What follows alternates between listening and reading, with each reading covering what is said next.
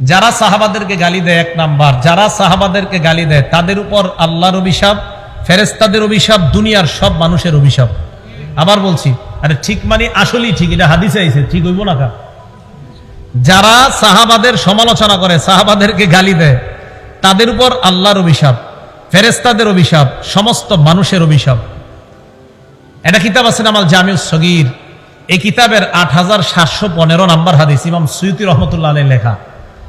এখানে আসছে ক্বালা রাসূলুল্লাহ সাল্লাল্লাহু আলাইহি ওয়াসাল্লাম, নবীজি বলেন, মান সাব্বা আসহাবি, যারা আমার সাহাবাদেরকে গালি দেয়, ফালাইহি লানাতুল্লাহ, যে ব্যক্তি আমার সাহাবাদেরকে গালি দেয় তার উপর আল্লাহর অভিশাপ, ওয়াল মালাইকা, ফেরেশতাদের অভিশাপ, ওয়ান নাসি আজমাইন, সমস্ত মানুষের অভিশাপ। তাহলে আমরা সাহাবাদেরকে কখনো গালি দিব না, যারা গালি দেয় তাদের কথা শুনবো না। রাজি ইনশাআল্লাহ? সাহাবাদের ব্যাপারে কোনো কথা এগুলো আমরা কান দিব না।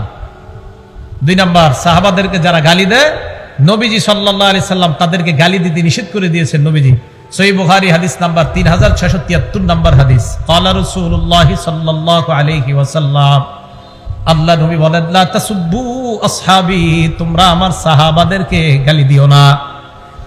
এবার আল্লাহ নবী বলেন, কোন সাহসে আমার সাহাবাদেরকে তোমরা গালি দাও? ফা ইন্না আহাদাকুম লাউ আনফাকা মিসলা উহুদিন যাহাবা, তোমাদের কেউ যদি উহুদ পাহাড় সমপরিমাণ স্বর্ণ আল্লাহর রাস্তায় দান করো, কি পরিমাণ? উহুদ পাহাড় পরিমাণ স্বর্ণ। উহুদ পাহাড় পরিমাণ স্বর্ণ যদি আল্লাহর রাস্তায় দান করো, মা বালাগা মুদ্দা আহাদিহিম, সাহাবারা এই 2 হাত দিয়ে যা দান করে, তোমাদের উহুদ পাহাড়ের সমান পরিমাণ স্বর্ণ সাহাবাদের ওই 2 হাত পরিমাণ দানের কাছেও পৌঁছতে পারবে না। নবীজি বলেন, ওয়ালা নাসিফা, প্রথমে বলছে 2 হাত, এরপর বললেন ওয়ালা নাসিফা, অর্ধেকও না, অর্ধেক মানে 1 হাত, মুদ্দা মানে 2 হাত, নাসিফা মানে 1 হাত। আল্লাহর নবী কয় 2 হাত পরিমাণ, নবী কয় না না 1 হাত।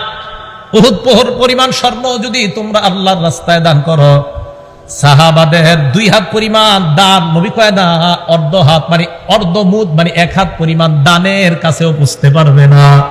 তাহলে যাদের দানের মূল্য আল্লাহর কাছে এত বেশি যে তাদের 1 হাত পরিমাণ দানের কাছে আমাদের উহুদ পাহাড় পরিমাণ স্বর্ণের দানের এটার কাছাকাছি যেতে পারবো না।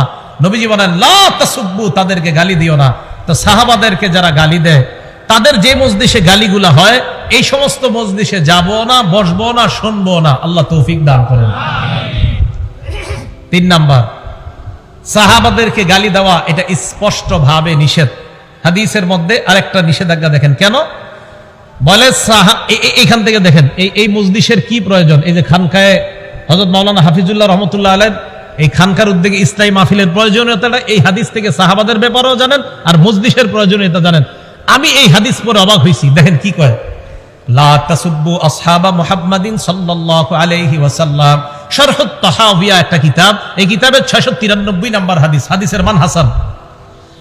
লা তাসুব্বু আসহাবা মুহাম্মাদিন সাল্লাল্লাহু আলাইহি ওয়াসাল্লাম, তোমরা মুহাম্মদ সাল্লাল্লাহু আলাইহি ওয়াসাল্লামের সাহাবাদেরকে তোমরা গালি দিও না। এবার কি কয় দেখেন, শোনো তোমরা, লা মুকামু আহাদিহিম সাআতান ইয়ানি মা'আন নবী সাল্লাল্লাহু আলাইহি ওয়াসাল্লাম খায়রুম মিন আমালিকুম 40 সানা, নবীজির সাথে সাহাবাদের 1 মুহূর্তের অবস্থান, কি কয়, নবীর সাথে সাহাবাদের 1 মুহূর্তের অবস্থান তোমাদের 40 বছর আমলের চাইতে বেশি দামি। তাহলে আল্লাহওয়ালাদের সাথে অবস্থানের দাম আছে না নাই? এই দেখেন, আমি অবাক হয়ে গেছি এই হাদিসে যে অবস্থান, আল্লাহওয়ালা মানে বসে রয়েছে নবীর সাথে সাহাবা, কয় সাহাবা নবীর সাথে বসে থাকার 1 মুহূর্তের বসে থাকাটা তোমাদের 40 বছর আমলের চেয়ে বেশি দামি। তাহলে বোঝা যায় এখান থেকে যে আল্লাহ ওয়ালাদের সাথে বসে থাকাটাও একটা ফায়দা, উপকারিতা। আপনি অনেক মুরব্বী আল্লাহওয়ালা আছে যাদের কথা বোঝা যায় না, দরকার নাই বোঝা যাওয়া, এমনি বসে থাকবেন। ঢাকার বড় বড় আল্লাহওয়ালা অনেক মুরব্বী, বয়সের কারণে সব কথা বোঝা যায় না, এমনি গিয়ে আমরা বসে থাকি। কেন বসে থাকি? এই সমস্ত হাদিসের কারণে, যে ওনাদের মজলিসে বসে থাকাটাও এটা আল্লাহর পক্ষ থেকে একটা গনিমত, একটা নিয়ামত। তো দেখেন হাদিসের মধ্যে আছে যে সাহাবায়ে কেরাম নবীর সাথে কিছু মুহূর্ত কাটানো, এটা তোমাদের 40 বছর ইবাদতের চাইতে বেশি দামি। তাহলে বলেন তো, যাদের সামান্য ইবাদত, শুধু সামান্য নবীর সাথে বসে থাকাটা এত দাম, তাহলে তাদের ইবাদতের কত দাম? এরা বসে থাকছে, এত দাম। ইবাদতের দাম আছে না নাই? আছে। ইবনে মাজা কিতাবের নাম, হাদিস নাম্বার 162 নাম্বার হাদিস। এই হাদিসের মধ্যে আসছে লা তাসুব্বু আসহাবা মুহাম্মাদিন সাল্লাল্লাহু আলাইহি ওয়াসাল্লাম, তোমরা মুহাম্মদ সাল্লাল্লাহু আলাইহি ওয়াসাল্লামের সাহাবাদেরকে গালি দিও না। এই হাদিসের মধ্যে আসছে লা মুকামু আহাদিহিম ইয়ানি মা'আন নবী সাল্লাল্লাহু আলাইহি ওয়াসাল্লাম খায়রুম মিন আমালিকুম উমরাহ। হুজুর এই হাদিসে আসছে যে সারা জীবন তোমরা আমল করলেও নবীর সাথে সাহাবাদের কাটানো এক মুহূর্তের সমান হবে না। এটা দর্শ উমরা আসছে, এটাতে উমরা। আগেরটা আসছে 40 বছর, এটা আসছে উমরা, সারা জীবন কাটায় দিবে। তাহলে যাদের সামান্য বসে থাকাটা আল্লাহর সাথে এত দাম, তাদের আল্লাহওয়ালা নবীর সাথে তাদের থেকে আমল করাটার কত দাম। এজন্য প্রিয় মুসলমান ভাইয়ারা, সাহাবাদেরকে গালি দিবেন না, সাহাবাদের গালি শুনবেন না। যেই মজলিসে সাহাবাদের সমালোচনা হয় ওই সমস্ত মজলিসে যাবেন না। রাজি আছেন ইনশাআল্লাহ? গালি দিবেন না। আমি আপনাদেরকে মহব্বত করে কথাটিগুলো বলতেছি। আল্লাহর রাসূল সাহাবাদের কোনো সমালোচনায় কান দিবেন না। আল্লাহ আমাদেরকে বুঝার তৌফিক দান করেন। এই কথাগুলো কেন বলছি জানেন? আমার মূল উদ্দেশ্য কিন্তু এই ওয়াজ করা না। মূল উদ্দেশ্য একজন সাহাবারে নিয়ে কথা বলা। তিনি হলেন ইমাম মুআবিয়া রাদিয়াল্লাহু তাআলা। কে? ইমাম মুআবিয়া। ইমাম মুআবিয়া রাদিয়াল্লাহু তাআলা আনহুকে কেন্দ্র করে, ওনার ছেলের নাম হলো ইয়াজিদ। নূহ আলাইহিস সালাতু ওয়াস সালামের এক সন্তান কাফের ছিল। এখন এই কাফের ছেলের কারণে নূহ নবীরে দোষারোপ করবেন? করা যাবে না। ইয়াজিদ ইমাম মুআবিয়ার ছেলে। এই ইয়াজিদকে কেন্দ্র করে ইমাম মুআবিয়াকে কটাক্ষ করা হয়, দোষারোপ করা হয়। কেন ভাই? সন্তানের অপরাধ। ইয়াজিদ ঠিক আছে জালেম, তার যত পারেন সমালোচনা করেন, সে অবশ্যই অন্যায় করছে। নবীর নাতিকে এইভাবে নির্মমভাবে হত্যা করা, শহীদ করা, এটা অবশ্যই অন্যায়। কিন্তু ওনার কারণে কেন নবীর একজন জলিলুল কদর, যিনি একজন ওহীর লেখক ছিলেন, এমন একজন সাহাবাকে কেন সমালোচনা করেন? মনে রাখবেন, ইমাম মুআবিয়া সমালোচিত হয়ে যাওয়া মানে লেখা, এই ইমাম মুআবিয়া যে ওহীর লেখক ছিলেন, এই লেখা প্রশ্নবিদ্ধ করা। ইমাম মুআবিয়া একজন ওহীর লেখক ছিলেন। তিরমিজি শরীফের 3842 নাম্বার হাদিস। ক্বালা রাসূলুল্লাহ সাল্লাল্লাহু আলাইহি ওয়াসাল্লাম, আল্লাহর নবী ইমাম মুআবিয়াকে সামনে এনে আল্লাহর কাছে বললেন, আল্লাহুম্মা জাআলহু হাদিয়া ওয়া মাহদিয়া ওয়াহদি বি। আল্লাহর কাছে বললেন, আল্লাহ ইজআলহু হাদিয়া, আল্লাহ আপনি তাকে পথ প্রদর্শক বানান, অন্য মুসলমানদেরকে যেন হেদায়েতের পথ দেখায় এমন একজন মুআবিয়াকে আপনি বানান। এরপর বললেন মাহদিয়া, মুআবিয়াকে আপনি হেদায়েত প্রাপ্ত বানান। এরপর বললেন ওয়াহদি বিহি, এই মুআবিয়ার মাধ্যমে অন্যান্য মানুষকে আপনি হেদায়েত দান করে দেন। নবীজি বললেন, আল্লাহ মুআবিয়াকে আপনি পথ প্রদর্শক বানান, আল্লাহ তাকে আপনি হেদায়েত প্রাপ্ত বানান। প্রথমে বললেন তাকে আপনি হেদায়েতকারী, মুর্শিদ, পথ প্রদর্শক বানান। এরপর বললেন আল্লাহ তাকেও আপনি হেদায়েত প্রাপ্ত বানান। এরপর তার মাধ্যমে আল্লাহ আপনি মানুষের হেদায়েত দান করেন। এই দোয়াটা নবীজি করছেন। তো যার হেদায়েতের দোয়া সাল্লাম, যাকে হাদি বললেন, যাকে মাহদি বললেন, যাকে হেদায়েত প্রাপ্ত বললেন, আমি আপনি কেন তাকে সমালোচিত করব? বলেন, ইয়াজিদকে অবশ্যই তার ব্যাপারে আলোচনা করবেন, কোনো সমস্যা নাই, কিন্তু তাকে কেন্দ্র করে আল্লাহ রাসূল একজন সাহাবাকে সমালোচনা, এটা আমরা শুনবো না, এটাতে কানও দিব না, এই ব্যাপারে জানার আগ্রহও পেশ করব না যে হুজুর মুআবিয়া কি এটা ঠিক করছে, এই প্রশ্নও তুলবেন না। ইয়াজিদকে নিয়ে প্রশ্ন তুলবেন, ইমাম মুআবিয়াকে নিয়ে প্রশ্ন তোলা যাবে না। বুঝছেন সবাই ইনশাআল্লাহ? আল্লাহ আমাদের সকলকে এই কথাগুলা যেন বুঝে শুনে আমরা সবসময় মাথায় রেখে সাহাবার সমালোচনা থেকে বেঁচে থাকতে পারি, আল্লাহ তৌফিক দান করেন। একটা কিতাব আছে, এই কিতাবের নাম আল জামিউস সগীর, এটা আগেও বলছি কিতাবটার নাম, ইমাম সুয়ুতির লেখা, 7209 নাম্বার হাদিস। এটার মধ্যে আসছে আবু সুফিয়ান রাদিয়াল্লাহু তাআলা, যিনি মুআবিয়া রাদিয়াল্লাহু তাআলা আনহুর বাবা। এই বর্ণনাটা সহিহ ইবনে হিব্বানের 7209 নাম্বার হাদিস আছে। নবীজির কাছে আবু সুফিয়ান রাদিয়াল্লাহু তাআলা আনহু গিয়ে বললেন, হুজুর আমার একটা আবদার আছে আপনার কাছে। কি আবদার? আমার ছেলে মুআবিয়া তাজআলুহু কাতিবান বাইনা ইয়াদাইক, আমার ছেলেটাকে আপনি ওহীর লেখক বানান। সুবহানাল্লাহ। আপনি যাদেরকে দিয়ে লেখান ওহী, তাদের মধ্যে এই মুআবিয়াকে আপনি হুজুর একজন লেখক বানান। নবীজি বললেন, নাম, ঠিক আছে, আপনার কথা গ্রহণ করলাম। আবু সুফিয়ান রাদিয়াল্লাহু তাআলা আনহু কিন্তু নবীজির শ্বশুর ছিলেন। কি ছিলেন বলেন তো? শ্বশুর। আলেম ছাড়া অন্য কেউ বলতে পারবেন যে আবু সুফিয়ানের কন্যার নাম কি, যিনি নবীর বিবি ছিলেন? ওলামা ছাড়া অন্য কেউ আছেন পারেন বলতে? আবু সুফিয়ানের কন্যা যিনি নবীর বিবি ছিলেন, কি নাম? কি নাম? কি নাম? না হইলে তো 500 মাহফিলে গেছেন এনে যারা আছেন। উম্মে হাবিবা, বলেন কি নাম? উম্মে হাবিবা, বলেন তো কি নাম? উম্মে হাবিবা। নবীজি শ্বশুর ছিলেন। তো আয়েশা বলছে আমার ছেলেটাকে আপনি ওহীর লেখক বানান। নবীজি সাল্লাল্লাহু আলাইহি সাল্লাম বললেন নাম, ঠিক আছে, কবুল করলাম। তাহলে ইমাম মুআবিয়া ওহীর লেখক। ইমাম মুআবিয়াকে নবীজি বলছেন হেদায়েত প্রাপ্ত। এমন একজন সাহাবাকে সমালোচনা করব না, তার সমালোচনা শুনবো না। সহিহ বুখারী হাদিস নাম্বার 2924 নাম্বার হাদিস। নবীজি সাল্লাল্লাহু আলাইহি সাল্লাম বললেন আউয়ালু জাইশিম মিন উম্মতি ইয়াগজুনাল বাহরা ক্বাদ আওজাবু। আল্লাহ নবী বললেন আমার উম্মতের মধ্যে যেই দলটা সর্বপ্রথম সমুদ্র পথে যুদ্ধ পরিচালনা করবে ওই দলটা আল্লাহর জান্নাত ওয়াজিব করবে। আমার উম্মতের মধ্যে সর্বপ্রথম যেই দলটা নৌযান পথে নৌপথে যুদ্ধ করবে, আমার যেই দল উম্মতের যেই দলটা সমুদ্র পথে যুদ্ধ করবে, ক্বাদ আওজাবু, তারা আল্লাহর জান্নাত ওয়াজিব করবে।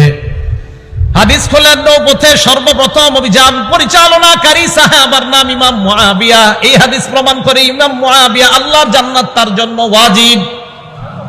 আল্লাহর জান্নাত তার জন্য, তাহলে জান্নাত যার জন্য ওয়াজিব নবী বলে গেলেন, ওয়াজিব যার জন্য জান্নাত হয়ে গেছে এমন একজন সাহাবা যিনি জান্নাতের মেহমান। এই সাহাবার কেন সমালোচনা আমরা করব? আমার আপনার তো টেনশন করা উচিত। একজন মানুষ জান্নাতি হয়ে গেছে, আমি আপনি জান্নাতি হতে পারলাম কিনা এই ব্যাপারে আমাদের 24 ঘন্টা টেনশন থাকা দরকার। আমি আপনি জান্নাতি হয়েছি কিনা এই টেনশন আমাদের করা দরকার। উল্টা একজন জান্নাতি সাহাবারে নিয়ে আমরা টেনশন করি উনি কি কাজটা ঠিক করছে, এই টেনশন। তাহলে যিনি একজন জান্নাতের মেহমান তারে নিয়ে আমার আপনার টেনশন করা দরকার নাই, উনি জান্নাতি সাহাবা। তো এই জন্য ইমাম মুআবিয়ার সমালোচনা আমরা ইয়াজিদকে কেন্দ্র করে করব না।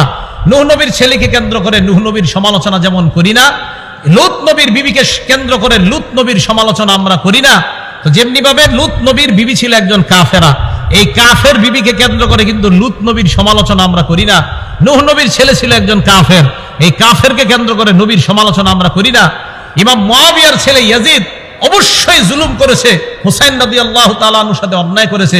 এই জালেম সন্তানের কারণে একজন আদেল ইনসাফগার সাহাবার ব্যাপারে আমরা সমালোচনা করি না, যার ব্যাপারে অনেক সাহাবারা বলেন মা রাআইতু বাদা রাসূলিল্লাহ সাল্লাল্লাহু আলাইহি সাল্লাম আসওয়াদা মিন মুআবিয়া, যে আল্লাহর রাসূলের পরে মুআবিয়ার চেয়ে সঠিক নেতৃত্ব দানকারী পৃথিবীতে আর কাউকে দেখিনি।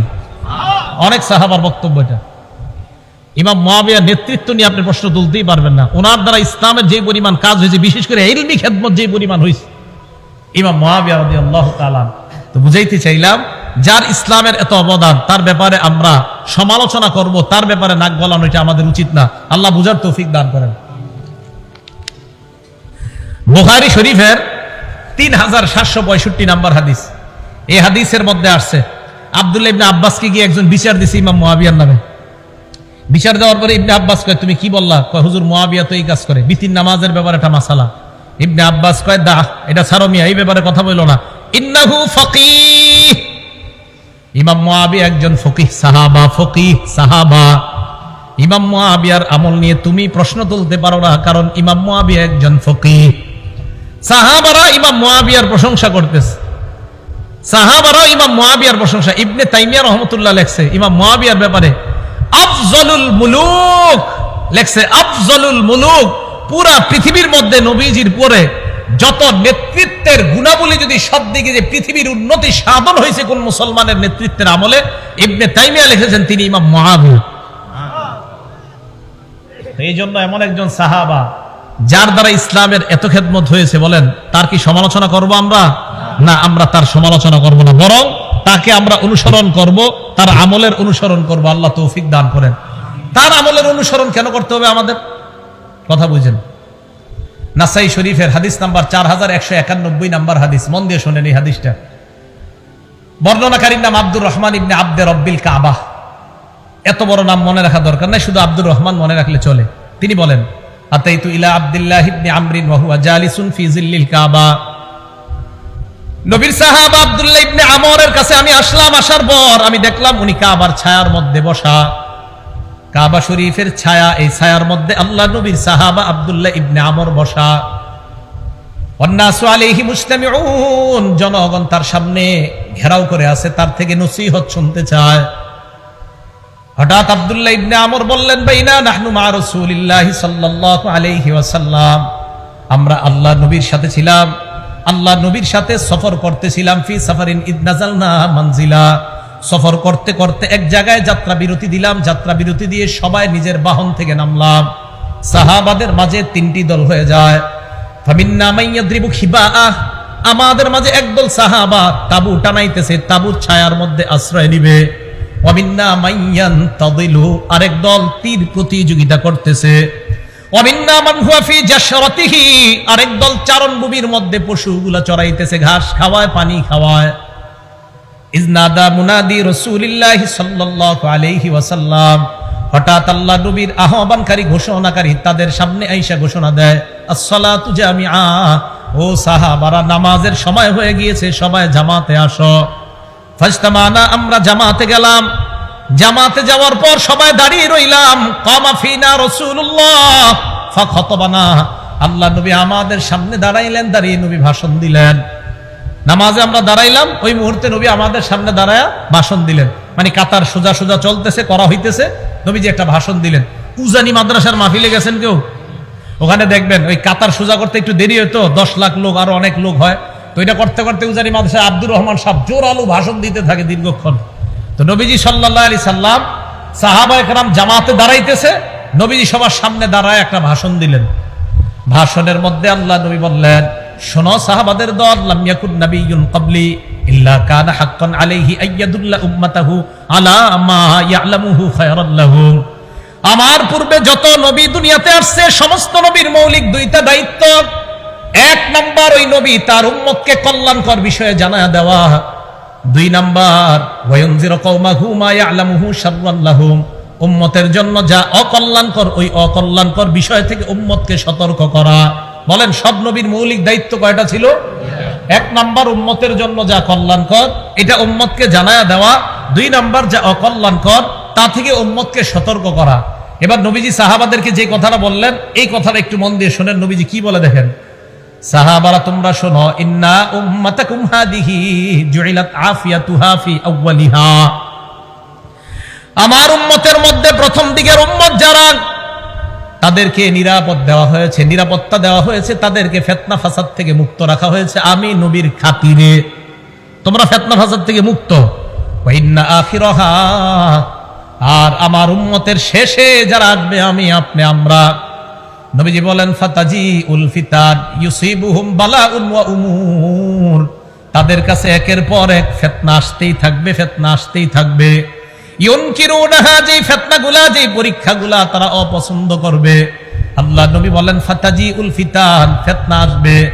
ফিতনা আসলে ফায়ুদাক্কিকু বাদুহা লিবাদিন, আগের ফিতনাটা পরের ফিতনার কাছে তুচ্ছ মনে হবে। মুসলমান ভালো করে মনে রাখবেন, করোনা ভাইরাসের মধ্যে মনে করেছিলাম এত বড় গজব মনে হয় দুনিয়াতে আর আসে নাই। আল্লাহ নবী বুঝায়, যেই গজবে আছো, পরের গজবটা যখন দেখবা মনে হবে আগের গজবটা পরের গজবের কাছে কিছুই না।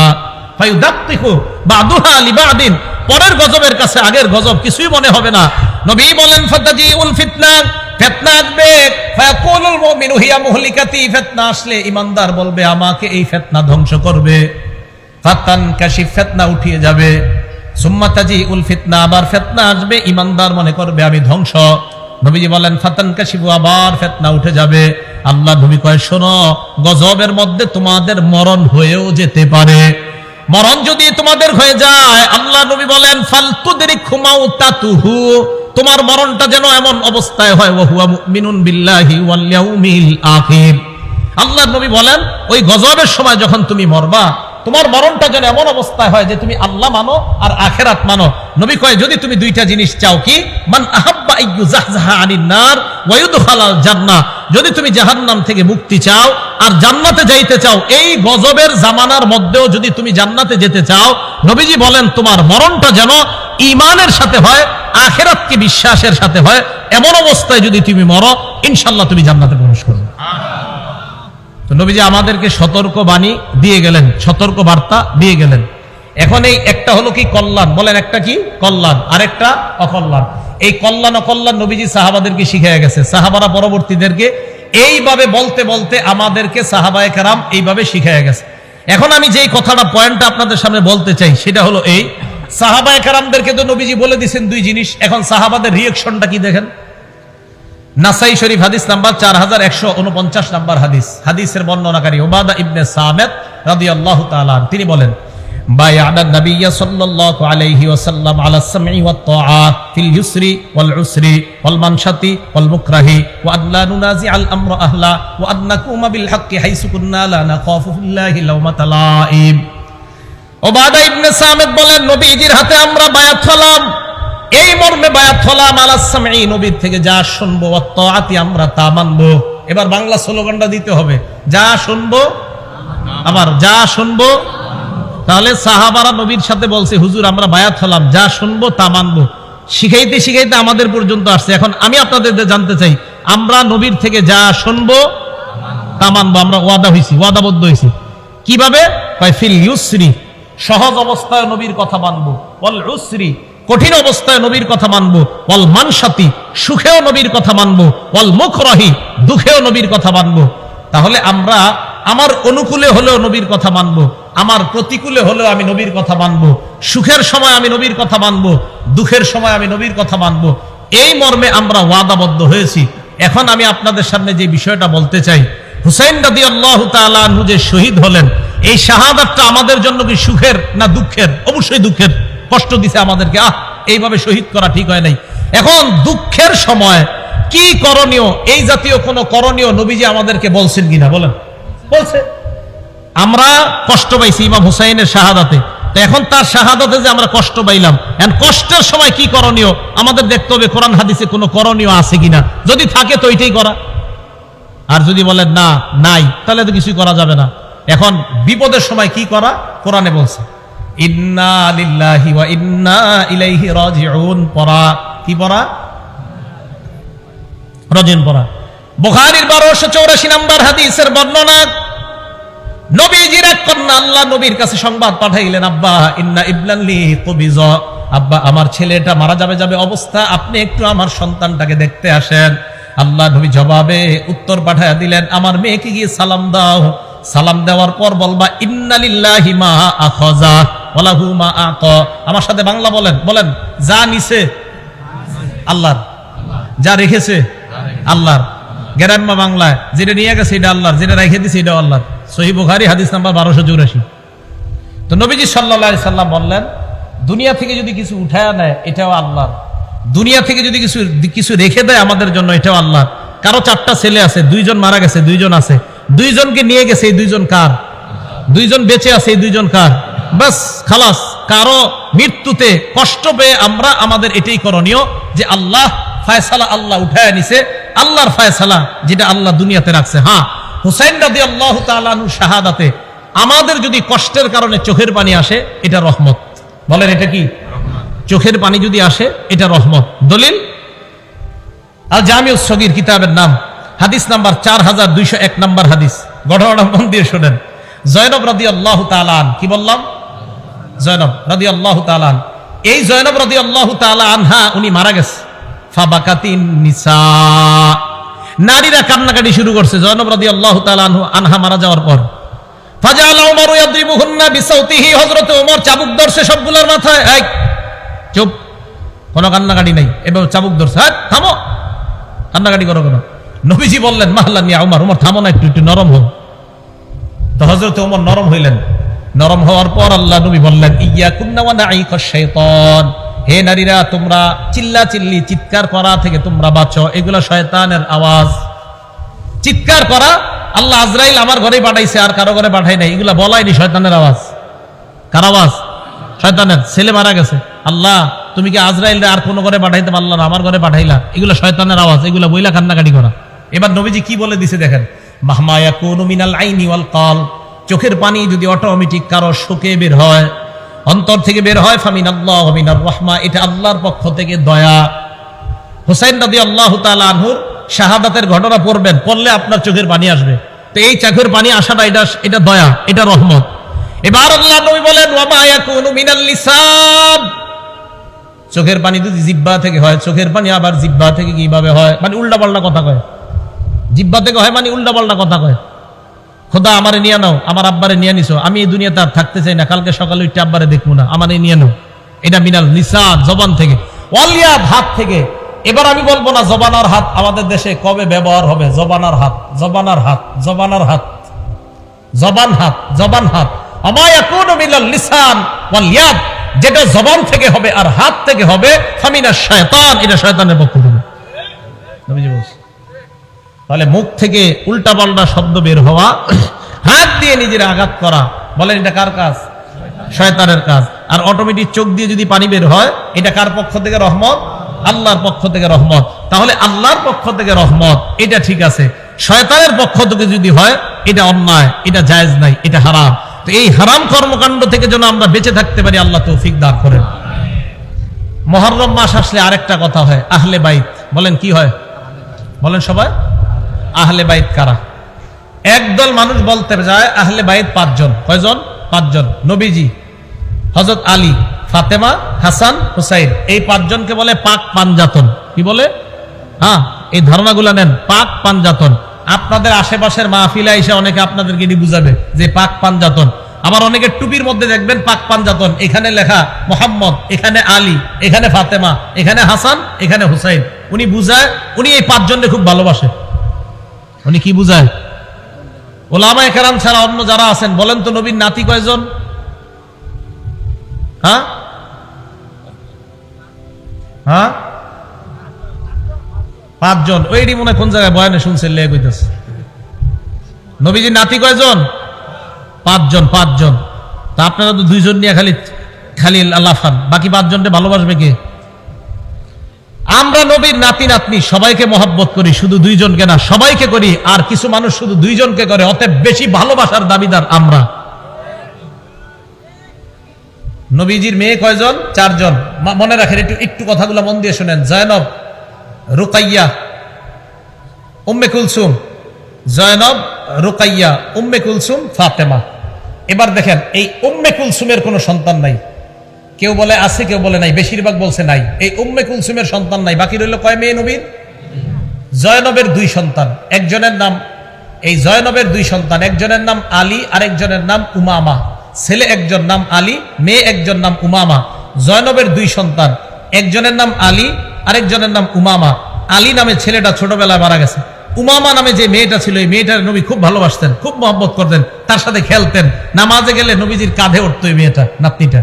আর দেখেন কত মহব্বতের একজন নাতনি, যার নাম আপনারা জানেন না, অথচ আপনারা লাফান খালি 2 জন নিয়ে। তাহলে নবীজির 2 জন নাতি, একজন নাতি আর একজন নাতনি পাইলাম।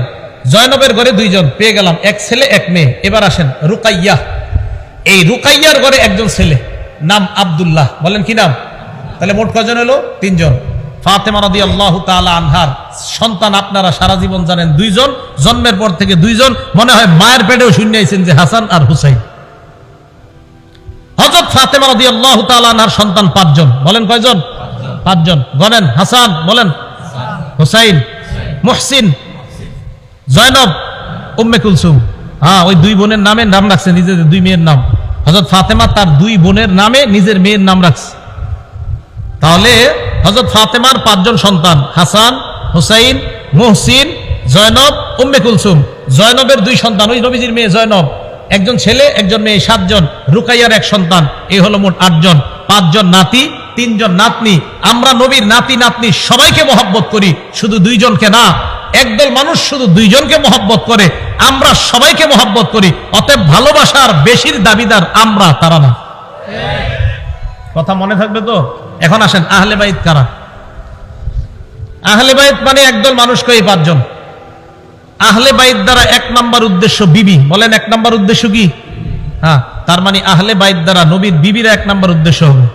হুজুর আপনি কই লইব বিবি? উদ্দেশ্য দলিল দেন। দলিল মানে কোরআনের দলিল। কোন জায়গার দলিল? হ্যাঁ, কোরআনের। সূরা হুদ আয়াত নাম্বার 69 নম্বর আয়াত থেকে 73 নম্বর আয়াত। সূরা হুদ আয়াত নাম্বার 69 নম্বর আয়াত থেকে 73 নম্বর আয়াত। আল্লাহ কি বলে দেখেন, ওয়ালাকাদ জাআত রুসুলুনা ইব্রাহিমা বিল বুশরা ক্বালু সালামা। ইব্রাহিম নবীর কাছে আমার ফেরেশতারা আসলেন সুসংবাদ নিয়ে, এসে বললেন সালামা, সালাম। ক্বালা সালাম, ইব্রাহিম নবী জবাব দিলেন সালাম। এবার ইব্রাহিম নবী ফামা লাবিসা আন জাআ বিইজলিন হানিজ, দেরি না করে একটা বাছুর জবাই করে, ওই বাছুর একটা বাছুর ভুনা করে, তাড়াতাড়ি ভুনা বাছুর তাদের সামনে নিয়ে আসছে মেহমান। ইব্রাহিম নবী ভাবলেন আমার বাসায় মেহমান আসছে, মেহমানদেরকে খাবার দেই। ভুনা বাছুর নিয়ে আসার পর সামনে দিলেন। ফালাম্মা রাআ আইদিয়াহুম লা তাসিলু ইলাইহি নাকিরাহুম, মেহমানদের দিকে তাকায় দেখে মেহমানদের হাত খাবারের দিকে যায় না। ফেরেশতারা কি খায়নি? তো ইব্রাহিম নবী তো জানেন এরা যে ফেরেশতা। ইব্রাহিম নবী যখন দেখলেন তাদের হাত খাবারের দিকে প্রসারিত হয় না, নাকিরাহুম, ব্যাপারটা ওনার কাছে অস্বাভাবিক মনে হয়, উনি সন্দিহান হয়ে পড়েন। ওয়া আওজাসা মিনহুম খিফা, মনে মনে উনি ভয় পায়। ফেরেশতারা ব্যাপারটা বুঝতে পারলেন, ইব্রাহিম নবীর দিকে তাকিয়ে বললেন ক্বালু লা তাখাফ, ভয় পাবেন না, ভয়ের কোনো কারণ নাই। ইন্না উরসিলনা ইলা কওমি লূত, আমরা মানুষ না, আমরা লূত নবীর জাতির কাছে প্রেরিত একদল ফেরেশতা, আল্লাহ আমাদেরকে পাঠাইছেন। পাশে দাঁড়িয়ে আছে ইব্রাহিম নবীর বিবি সারা, ওয়া ইমরাতুহু কাইমাতুন ফাদাহিকাত, সারা পাশ থেকে দাঁড়ায় হাসি দেয়, উনি হাসতেছে। সারার হাসি দেওয়া দেখা আল্লাহ বললেন ফাবাশশারনাহা বিইসহাক, আমি ওই বয়োবৃদ্ধা সারাকে তার একজন সন্তান হবে ইসহাক নামে, এই সন্তানের সুসংবাদ দিয়ে দিলাম। এই হাইসো না, তোমার সন্তান হবে। শুধু সন্তান না, ওয়া মিন ওয়ারাই ইসহাক ওয়া ইয়াকুব, এই ইসহাক যে সন্তানটা হবে, এই সন্তানের আবার সন্তান হবে, তার নাম হবে ইয়াকুব, আর ইয়াকুবের বিশাল বংশধর হবে। সুবহানাল্লাহ। এখন সারা এই কথা শুনে কয় আলিদু, আমি সন্তান প্রসব করব, ও আনা আজুজ, আমি বয়োবৃদ্ধা, ও হাদা বালি শাইখা, আর আমার স্বামীও বৃদ্ধ, আমি কিভাবে সন্তান প্রসব করব? ইন্না হাদা লা শাইউন আজীব, এটা তো আশ্চর্য বিষয়। ফেরেশতারা বললেও আতাজাবিনা মিন আমরিল্লাহ, তুমি আল্লাহর বিষয়ে আশ্চর্য হও? আল্লাহর বিষয়ে আবার আশ্চর্য হও নাকি? এরপরে কি কয় দেখেন, রহমাতুল্লাহ ওয়া বারাকাতুহু আলাইকুম আহলাল বাইত। সুবহানাল্লাহ। কি বলছে? আহলাল, হ্যাঁ বলেন কি বলছে? রহমাতুল্লাহি। ফেরেশতারা কার সাথে কথা বলতেছে? বলেন ইব্রাহিম নবীর বিবি। কার সাথে? ফেরেশতারা কার সাথে কথা বলতেছে? ইব্রাহিম নবীর বিবিকে বললেন রহমাতুল্লাহি ওয়া বারাকাতুহু আলাইকুম আহলাল বাইত, হে আহলে বাইত, তোমাদের উপর আল্লাহর দয়া, আল্লাহর বরকত তোমাদের উপর। আহলে বাইত বলে প্রথমে এক নম্বরে স্ত্রী উদ্দেশ্য আমি বলছিলাম, দলিলও পেয়ে গেলাম। ইব্রাহিম নবীর বিবিকে ফেরেশতারা বললেন আহলে বাইত, তাহলে আহলে বাইত দ্বারা এক নাম্বার বিবি উদ্দেশ্য। আচ্ছা, বাতা ইয়াবিতু, বাইতুন শব্দটা আসছে বাতা ইয়াবিতু থেকে, ওলামারা আছেন। বাতা ইয়াবিতু মানে রাত্রি যাপন করা। একজন পুরুষ সাধারণত কার সাথে রাত্রি যাপন করে? এই তো বাতা ইয়াবিতু থেকে বাইত, আহলে বাইত মানে ঘরওয়ালি, ঘরওয়ালি মানে বিবি। এগুলো এক নাম্বার দলিল। দলিল নাম্বার 2, সূরা আহজাব আয়াত নাম্বার 32-33 নাম্বার আয়াত। আল্লাহ বলেন ইয়া নিসা আন-নাবিয়্যি লাস্তুন্না কাআহাদিম মিনান নিসা, হে নবীর বিবিগণ, আপনারা অন্যান্য নবীর অন্যান্য মহিলাদের মতো না। ইনিত্তাকাইতুন্না, আমরা যদি আল্লাহকে ভয় পান, ফালা তাখদানা বিল কওল, নম্র ভাষায় কথা বলবেন না, কোমল ভাষায় কথা বলবেন না, মোহনীয় ভঙ্গিমায় কারো সাথে কথা বলবেন না। নবীর বিবিদেরকে আল্লাহ বলে ফায়াতমা আল্লাযী ফী কলবিহি মারাদ, যাদের অন্তরে বেদি আছে তারা অন্তরের মধ্যে কুমন্ত্রণা করে বসতে পারে, খারাপ কল্পনা করতে পারে।